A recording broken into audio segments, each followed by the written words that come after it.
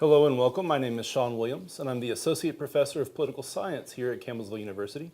Thank you for joining us for another one of our video podcast series where we've been introducing candidates for local, state, and regional public office who are running on the ballot in November 6th.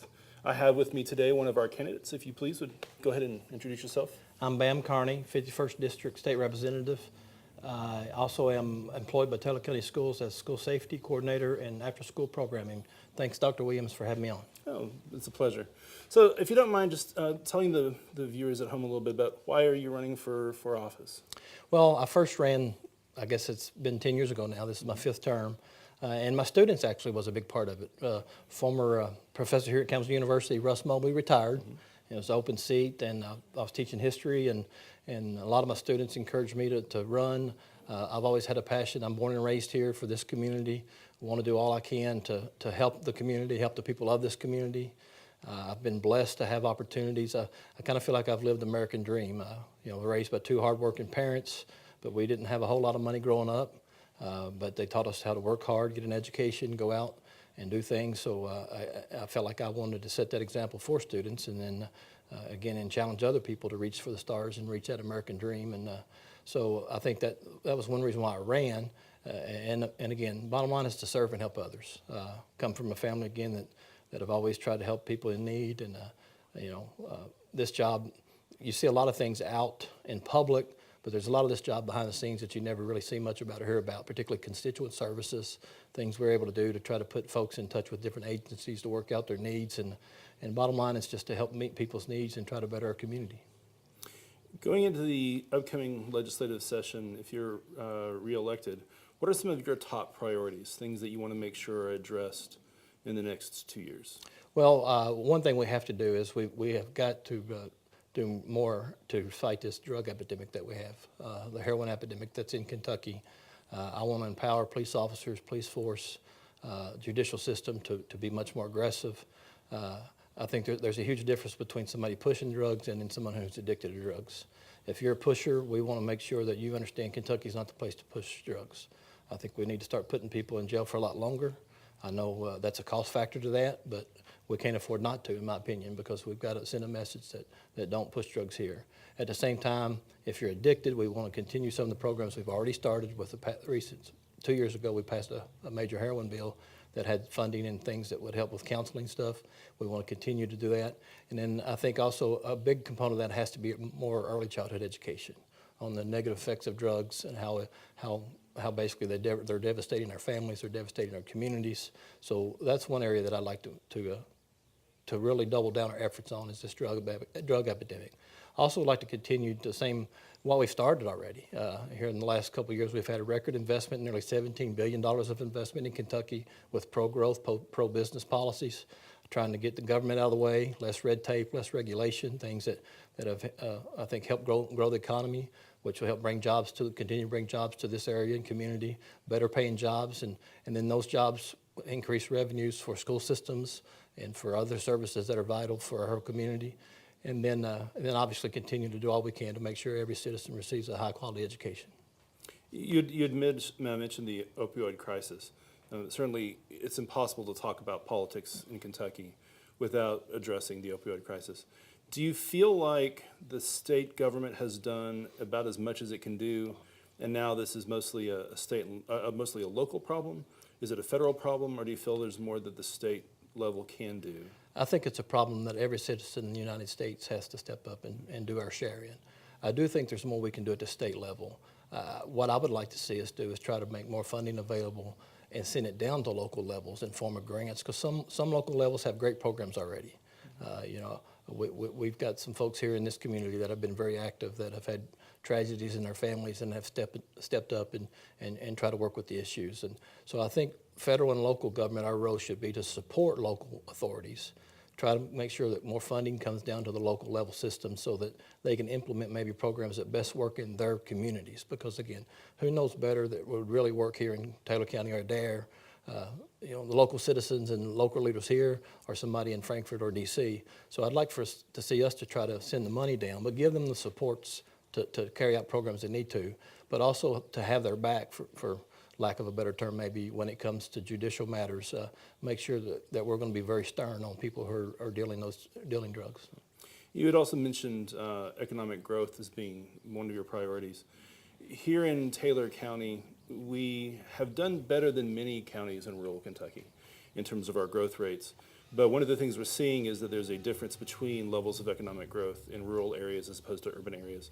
How do you help get some of the benefits that are being seen in Louisville or in northern Kentucky into rural areas like Taylor County? Great question, and that's something I'm proud that we did a couple years ago. I led the effort with local representatives to form the South Central Kentucky Caucus, because bottom line is you've got to have numbers when it comes to political matters. When you mention Louisville and North Kentucky, you know, those population bases have a lot of members that represent them, and so they're able to go put their voices together to lean on folks for issues. Well, we formed the South Central Kentucky Caucus 2 years ago, and it basically goes from E-Town down to the Tennessee border, bipartisan, Democrat, Republican alike, and for us to put our united voices together to try to pull things down to the rural Kentucky, because there is a big, in fact, sometimes there's as much as a divide between parties right now, or not a divide, but when you talk about trying to get issues resolved, et cetera, between urban and rural as they are political parties, Democrat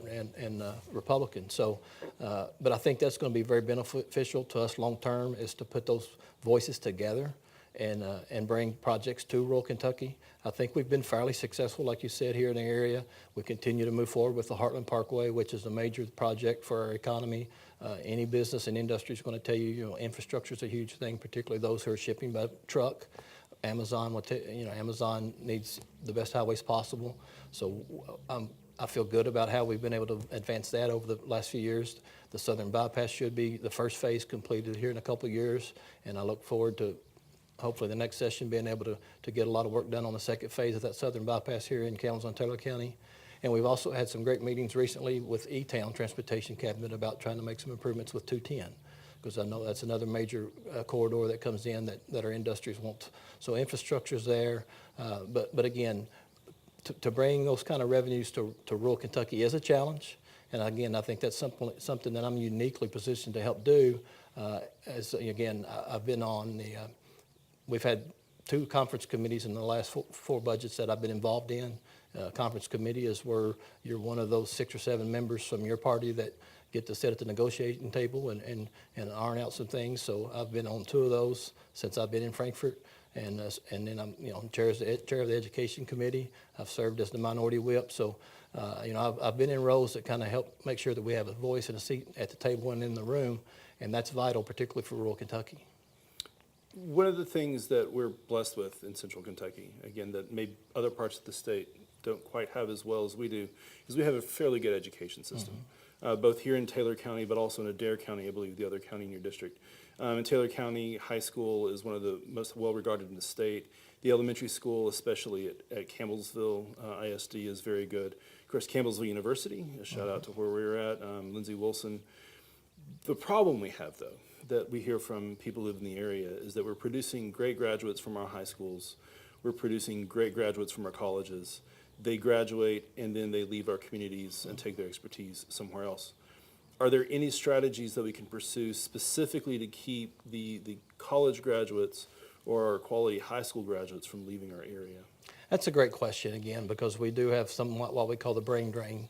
We do have an issue not only here, but all across Kentucky, where we have a lot of our students that would excel academically tend to be looking for other opportunities outside the state. And that's an issue that not only we need to address here locally, but statewide, that we need to do all we can to recruit and cultural environment that wants, that leads people to want to stay in Kentucky, preferably here at home. And that is a challenge. That's a challenge we've had for years in Kentucky. Again, I think the way to address that is to try to continue to build a business-friendly environment, one that has less regulations, that allow more companies to come in, to drive competition up so wages are better. I think a big part of that's wages. When you can go to some of the larger cities and make a significant amount of more money, a lot of kids are, particularly millennials, they want to move around, they want to see the world. I've got a 20-year-old now, soon going to be 21, and he's already got a job lined up with Amazon in Seattle. So I'm personally experiencing what you're talking about. So I know that's something we have to address, and that's a challenging topic. But again, I think the key things to do, one, we have so much to offer. We have a beautiful place to live here. We have great school systems, great public school systems, K-12 levels. We have a great university here to partner with, and Lindsey Wilson over in Columbia. We have Green River Lake. We have a quality hospital. We have so much to offer. The big thing is, again, to try to attract some of those high-paying jobs that would really keep some of those folks here. And again, I think the best way to do that is try to create a business atmosphere that, again, lowers the burdens on business community. I think we took a great step this session. We're trying to work with our tax structure for businesses to try to make it more attractive for them to locate here. And in that case, hopefully, again, wages will continue to increase and then give more incentive for a young person to stay here. Another thing that Campbellsville University has been insulated from has been the budget cuts, restrictions that have been placed on both higher education and secondary education, but also restrictions that are being placed on revenue coming from the state down to local levels. Do you feel that the legislature should be doing more to restore some of these funding cuts that state and local, or the local levels have seen over the last 10 years? Well, the good news is receipts are looking really good for this last year. And again, I think that's based on a lot of policies that we, as a new majority, have passed over the last couple of years. Record investment, like I mentioned earlier, nearly $17 billion. So receipts are going up, and as that occurs, hopefully we're able to reinvest those kind of monies that are desperately needed. I don't think anybody from either party says that those funds are not needed. But again, money just doesn't fall off trees, and you've got to have it. But again, policies that we have implemented really are showing early indications that receipts are growing. And if that's the case, again, hopefully we can go back and restore cuts that have come down to local governments or to universities. You know, public universities had the 6.25 cut. Again, I don't think anybody wants to do that, but in order for us to fund the pension system, we had to do some things, and hopefully we've got that on a right path. You know, we put $3.1 billion into the pension system, first time fully funding that ARC payment in over a decade. So with those kind of things, hopefully, again, and receipts continuing to grow, we'll have the money to backfill those things. And speaking of Campbellsville University, it's something that I've been so proud to try to do as chair, along with Senator Wise, is to make sure that capping KTG funding stays consistent out of the lottery funds. And we're going to certainly continue to do that if we're fortunate enough to be there, reelected, because that's such a huge service to all of our 19 private colleges across the Commonwealth, which they do an outstanding job. But again, there's definitely a need to try to restore funding. And the good news is, if the economy keeps growing like it has this past 3 quarters, I think we're going to be able to do some of those. Certainly the most controversial and the dominant topic of the last session was pension reform. Do you feel that we're at a good place right now with funding for the pension systems, including the teacher pension system, or do you feel like we're going to have to come back and revisit that in future legislative sessions? Well, obviously we're still waiting on what the Supreme Court says about the process, not necessarily the bill. I think there's some confusion there. Judge Shepard ruled on the process in which the readings occurred, et cetera. So we're waiting to hear on that. I think the action that was taken in terms of funding, $3.1 billion, like I said, is the largest investment ever in a 2-year period into the pension system. So I think that clearly illustrates the desire that we have to fund the pension systems.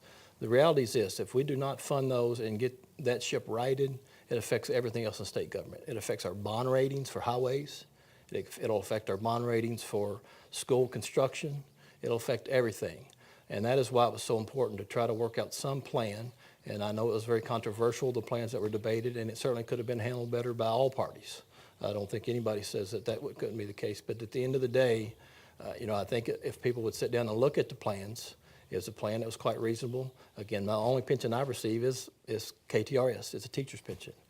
There's no changes at all in this plan to retired teachers. Everything they had previously is there.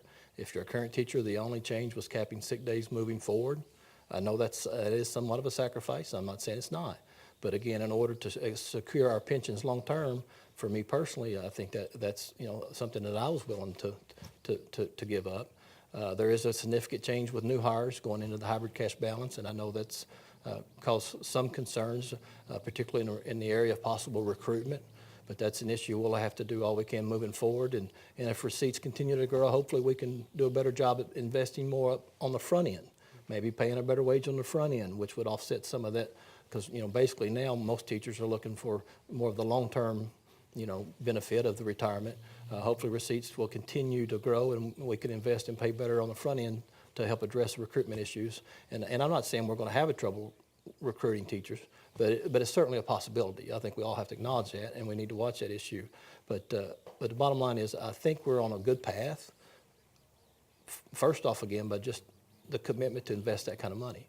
But when you invest $3.1 billion of a $22 billion 2-year budget, that's a massive part of that pie, which, again, forces you to make tough decisions on a lot of other issues. But, again, good news is receipts are growing. Hopefully that'll continue to happen, and hopefully we can fill those gaps that are out there. As we look to the next 5 or 10 years, Kentucky faces a number of challenges which aren't unique to Kentucky, certainly, but there are questions about Medicaid and Medicaid expansion. There are questions about how do we continue to fund our university systems, questions about how do we deal with the growing challenges in education, obviously whether the pension fund has been satisfied. Are we going to be at a place in a couple of years where we might need to look at additional revenue? Tax increase is going to be something we should have to consider, or do you think our current revenue structure is sufficient to handle our future needs? Well, I think only time will tell. We did do some tax modernization this session. Some call it tax modernization light, some call it tax modernization heavy, depending on how you felt, how it affected you. What we did was try to simplify the code. Basically, almost every individual in Kentucky should basically have gotten a 14% reduction in their personal income tax. It went down to 5% flat for most Kentuckians. But in exchange for that, there were certain services that were part of the Blue Ribbon Task Force Commission that had been studied over several years that basically sales tax was put on. And some of that's not been popular, but that's the reality of what you're talking about. In order to meet the needs that we had, pensions and others, if you're going to give a tax cut, obviously it takes some time to recoup that money. You hope people spend it and you get it back that way. But Kansas tried a program where they pretty much cut it all at once, and it just failed miserably, and you're probably familiar with that. So we decided to make small steps. So we went down, we lowered everyone's personal income tax to 5% flat.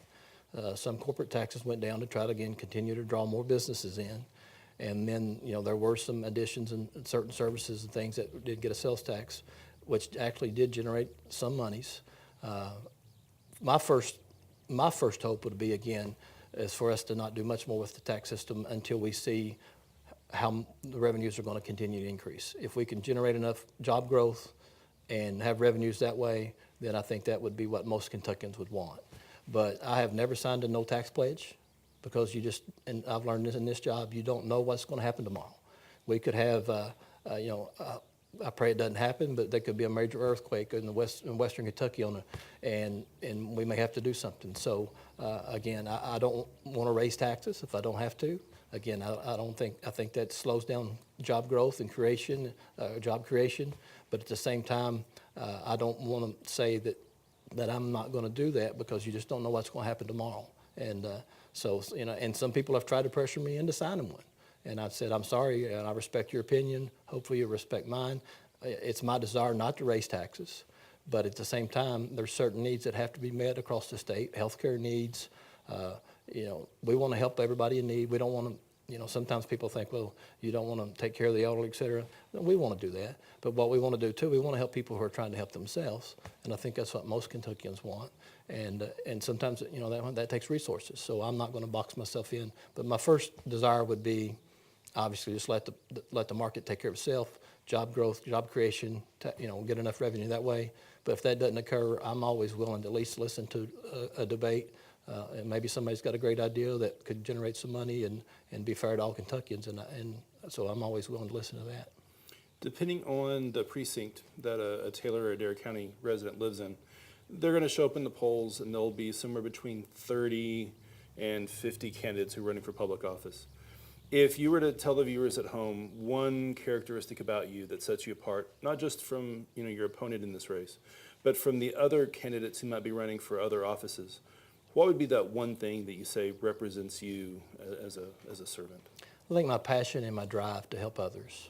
Since I've been in office, again, there's so many things that occur that people don't see, doesn't get the newspaper to, helping someone with a disability situation, and the satisfaction I get out of helping them means more to me than a frontline newspaper article, things that people don't always see.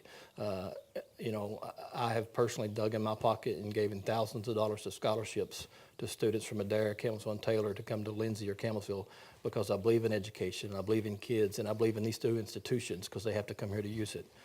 So I think that passion, that drive just to help others, today, thank you all for working me in. I've been on the road a lot today. The schedule's very hectic in my life, but that's something that I welcome because, again, the busier around it means the more people hopefully we're helping. So that passion. Mr. Carney, thank you very much for your time. Thank you. And for those of you at home who are joining us for this podcast, we hope that you found out already, but this is one of only a series of podcasts that we are sharing either on our website or through our social media properties. So we hope that you go and check those out and hear what some of the other candidates have to say. And if you would please do me a favor, come Tuesday, November the 6th, please go vote. Thank you and God bless.